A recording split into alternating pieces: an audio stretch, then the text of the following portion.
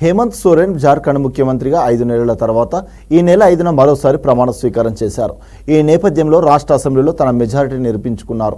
రాంచీలోని అసెంబ్లీలో నిర్వహించిన విశ్వాస పరీక్షలో హేమంత్ సోరెన్ గెలుపొందారు. భూ కుంభకోణానికి సంబంధించిన కేసులో మనీ లాండరింగ్ ఆరోపణలతో ఈడీ జనవరి 31న హేమంత్ సోరెన్ అరెస్టు చేసిన విషయం తెలిసిందే. దీంతో ఆయన సీఎం పదవికి రాజీనామా చేశారు. 5 నెలల అనంతరం జూన్ 28న హేమంత్ సోరెన్ కు హైకోర్టు నుంచి బెయిల్ మంజూరు చేయడంతో బయటకు వచ్చారు.